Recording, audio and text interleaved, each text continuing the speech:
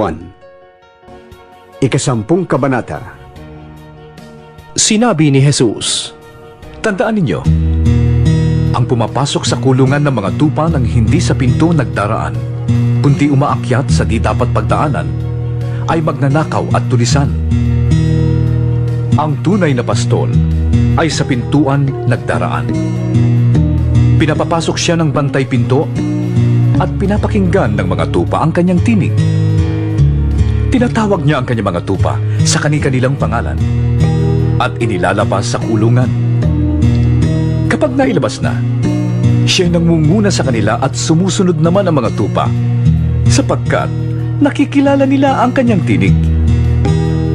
Hindi sila sumusunod sa iba, kundi patakbong lumalayo sapagkat hindi nila nakikilala ang tinig ng iba. sinabi ni Jesus ang talinhagang ito, ngunit hindi nila naunawaan ang ibig niyang sabihin.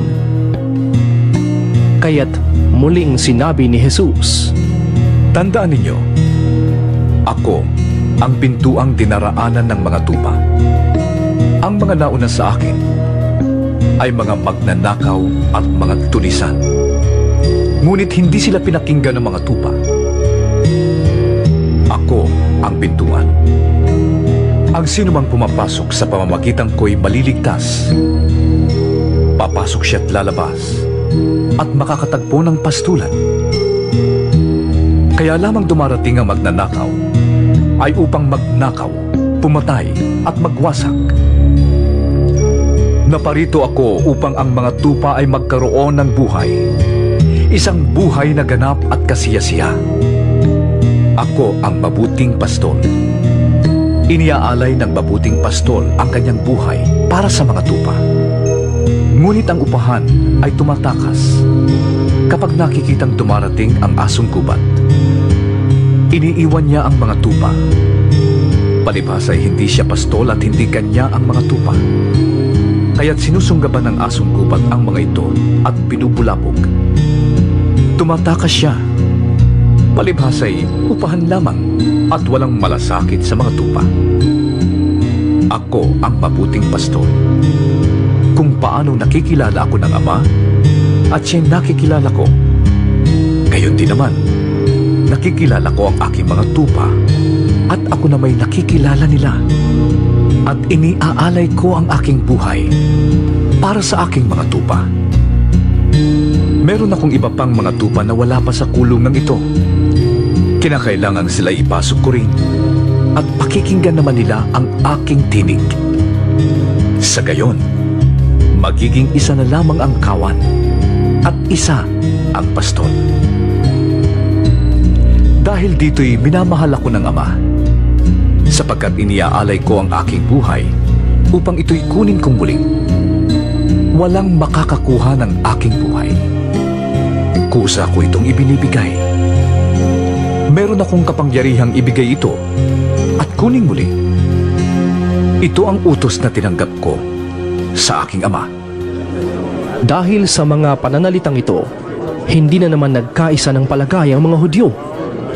Marami sa kanila ang nagsabi, Sinasaniban siya ng demonyo at nababaliw. Ha! Bakit kayo makikinig sa kanya? Sinabi naman ng iba, Hindi makakapagsalita ng ganoon ang isang sinasaniban ng demonyo. Nakakapagpagaling ba ng bulag ang demonyo? taglamig na noon at kasalukuyang ipinagdiriwang sa Jerusalem ang pista ng pagtatalaga ng templo.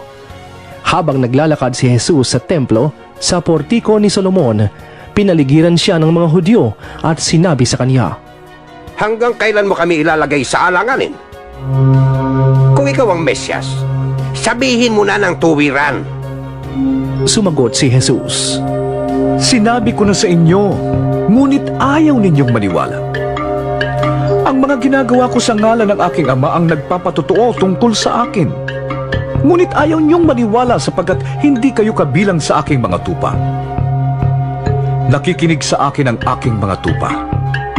Nakikilala ko sila at sumusunod sila sa akin. Binibigyan ko sila ng buhay na walang hanggan at kailanmay di sila mapapahamak. Hindi sila maaagaw sa akin ninuman. ang aking ama na nagbigay sa kanila sa akin ay lalong dakila sa lahat at hindi sila maaagaw ninuman sa aking ama. Ako at ang ama ay iisa.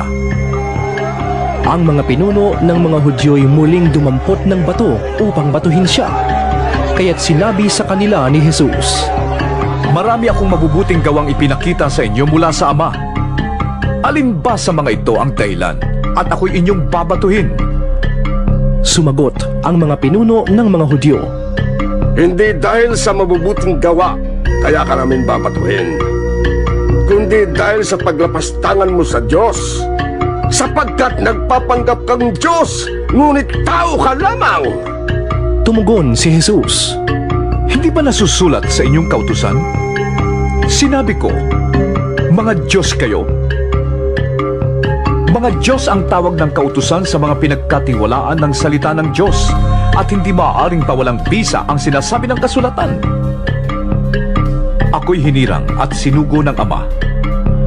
Paano ninyo ngayon masasabing nilalapastangan ko ang Diyos dahil sa sinabi kong ako ang anak ng Diyos? Kung hindi ko ginagawa ang mga ipinagagawa ng aking Ama, huwag ninyo kong paniwalaan. Ngunit kung ginagawa ko yan, ang aking mga gawa ang inyong paniwalaan, kung ayaw man ninyong maniwala sa akin. Sa gayon, matitiyak ninyong nasa akin ang Ama at ako'y nasa Kanya. tinangka na naman nilang dakpin si Jesus, ngunit siya'y nakaalis. Muling pumunta si Jesus sa ibayo ng Hordan sa puok na dating pinagbabautismuhan ni Juan. Habang naroroon siya'y maraming lumalapit sa kanya. Sinasabi nila, Si Juan ay walang ginawang himala. Ngunit, totoong lahat ang sinabi niya tungkol sa taong ito. at dooy maraming nanalig kay Jesus.